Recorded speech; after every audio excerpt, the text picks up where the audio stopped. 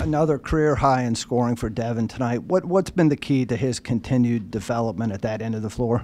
You talk about efficient. Bach told me on the way in, 9 shots, 25 points, and he's efficient. He's really triple threat in terms of hitting the 3 ball. He's got great rhythm on his shot, attacking, drawing some fouls, and just really did a good job. And I liked him defensively tonight.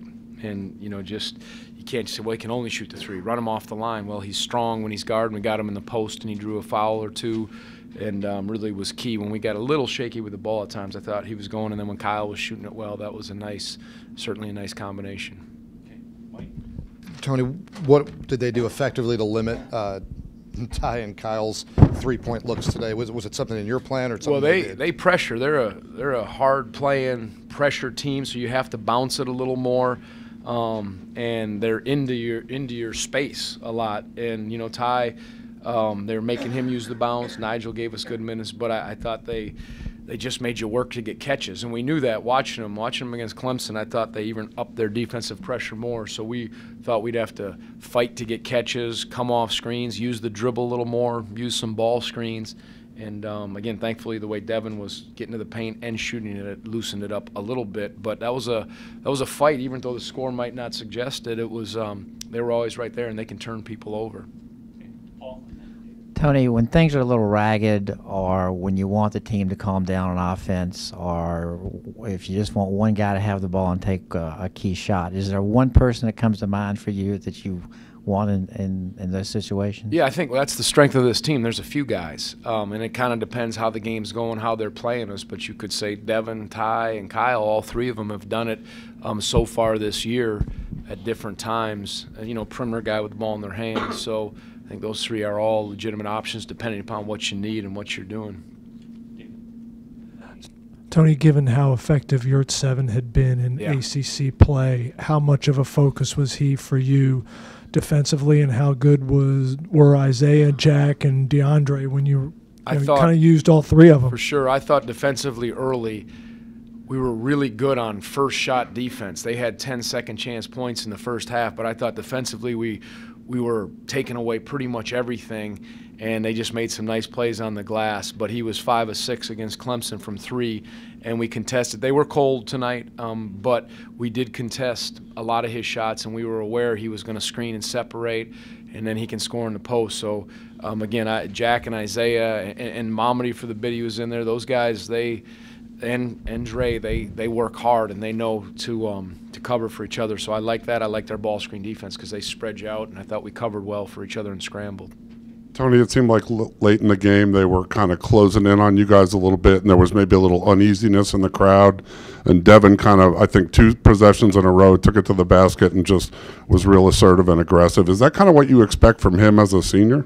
Yeah, I know Devin, he played a real good game against Syracuse, and he was frustrated how it got close, and he had a couple careless turnovers, and I thought he righted the ship, and I thought we handled the press better, a little different the way they do it, but that was important. We worked hard on that, and Devin certainly made some plays, and guys took care of it. Though the turnovers are high, they weren't as much in the press. It was a little more in some half-court ball screen situations and careless plays that way, but we made some runs. They responded. But, yeah, Devin, he certainly answered when it got to those points, and he had a heck of a game.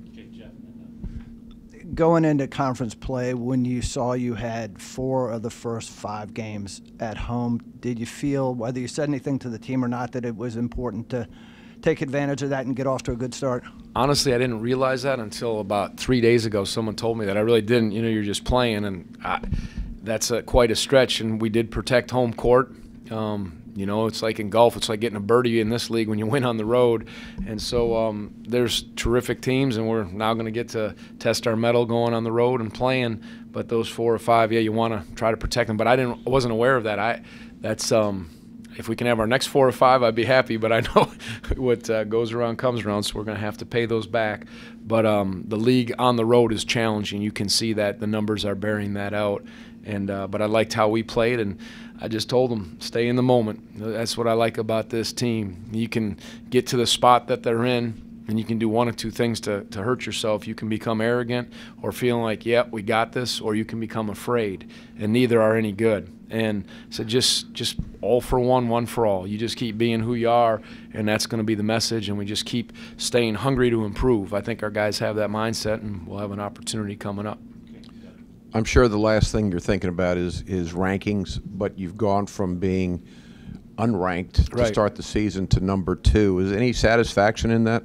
Yeah, before the Syracuse game, one of the things I shared with the guys is we talked about how nothing's been bestowed upon them to start the season.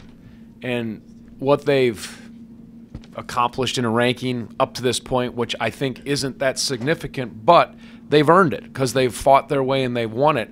And the message was, what you've earned and worked for, don't give back. Don't give it back. You do it your way to not give it back. If you lose, if someone beats you, if that happens, so be it. But you're in a good spot because you've done it your way and you've had to go get it, and it wasn't like you were just crowned this at the start of the year. So from that standpoint, they've been a joy to coach, and I'm happy to see that success. But I also know what it means. It doesn't matter. It's the next game. So I think I have a fair or realistic view on the positive side of it and how fleeting it is and how insignificant it is right now. But we'll take it.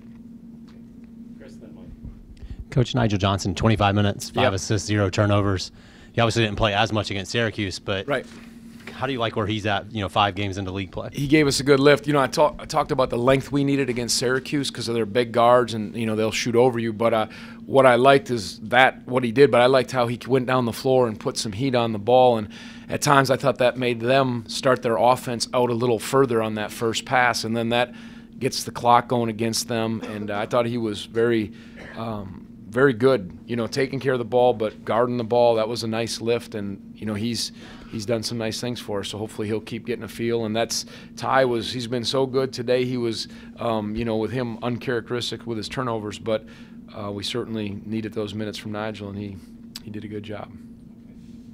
Tony, Jack set a couple of big screens in the backcourt. I'm curious. That's an understatement.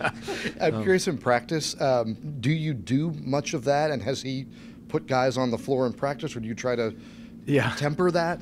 Yeah, no, Jack, he's rugged, he's physical. I think I said a couple times we want to be a headhunter, right? You're not supposed to. I don't know if you're not supposed to use that word, but legal screens. And in the backcourt, not so much like that, but you hear some spines cracking, and he realigns them with some back screens, and he'll screen you hard. But I think our guys' heads are on a swivel. When you're playing defense and Jack's on offense, you're always, you're aware of where he is, and you're trying to beat the screens because he'll lay you out and he'll get you. So, but you need that physicality. It was a physical game. Those guys were physical on the glass. But his value, again, of getting people open in those plays because of their pressure was important. But I don't know if the second one was a foul, but the first one was a big play, actually, because we needed some pressure, and that's when Dev went in and laid it in. Or no, did Kyle hit the 3? Yeah, pushed it. So I thought that was just smart on his part. We said come up the floor and do that. Okay. Coach Bennett will be available on his media teleconference tomorrow at 11:10 a.m. for the written press, but we're just going to let the TVs knock this out. A couple of questions for them because he will not be available for TV interviews tomorrow. So we're going to let Zach and Wolf knock out a couple of questions. Tony, you guys extended your win streak to 8 games. Now you take this on the road. Wow. All right, everybody, just enjoy that moment. You guys take this on the road. What do you want to see with this 2-game road streak coming up, and specifically Georgia Tech and Wake Forest? What do you want to see from your team against those 2 teams? Well, Georgia Tech's playing good basketball. You know that, and it just continuing to play the way we play. We always say hopefully our defense will travel if we play it the right way. But you got to play it. You just because you've done it, as I said, it's going to be there just because it's been there at home. No, you're going to have to go get it. Keep being sound, and we'll learn more about Georgia Tech as we get ready. But road play is challenging. I think the league is showing it this year, and I just want our leaders to lead well as they have been, and keep being ready and not backing down. Zach. You talk about Isaiah and how he's grown as a leader this year. When he's hitting shots like he was tonight, especially that 4-point play, How much does that help the offense? Really does. Funny story. I know Mike Scott was here. They showed him. It was great. I'm so proud of Mike and obviously the career he's having. And he was here, and after the game, he said, Isaiah, he said, he should look for that shot more. And I said, you mean like you, Mike? Because Mike likes to step and shoot. So, yeah, that's next level stuff, you know. I said, Isaiah will shoot those, but absolutely. Because, you know, when Devin's shooting like that and Kyle is are coming off, they pull that help. And when Zay loosens and separates, and we've seen DeAndre get some, and actually Mamadi's got a couple good looks today, that's important. So anytime we get that kind of scoring, whether it's in the post or those guys loosening the defense up with screen and separate, it's good. And Zay's worked at it. Every day he's working at that mid-range shot or stepping out and hitting the three. And so, you know, I think that's definitely there. And he's smart. He knows if it feels right, he'll shoot it. If he doesn't like it, he won't. And, again, I trust his judgment on that. Tony, you kind of talked about the fact that the team has earned this ranking. Obviously, they'll be high up in the rankings, but coming in, the mentality, and now that you've reached this point, how do you kind of keep the guys hungry and keep that same mentality going at this point? And when I say earned, I don't want to make a big deal. I just said they haven't been given, so they've taken care of business, so they're in this spot. You know, our pillar in our program is all about humility, and it just means knowing who you are. I've said this before. They're very clear on how they have to play. They do it together. Now, there's talent in that team. There's no question, but they understand they have to be good collectively on both ends of the floor, and when they do that, that's their best chance. Some teams can kind of flip a switch, and maybe they can just do it a different way, but they have to be continuous and constant. And I think the guys like Isaiah and Jack and Devin who've been through it understand your margin for error. You're never that far away from being real solid or being just okay. And that's the reality of this league and playing in this. So I think our guys get that, and we work hard in practice and keep the right mindset. Be thankful for what you have, but understand, you know, there's a lot more out there. Thanks, Tony. Thanks, everybody. Thanks, guys.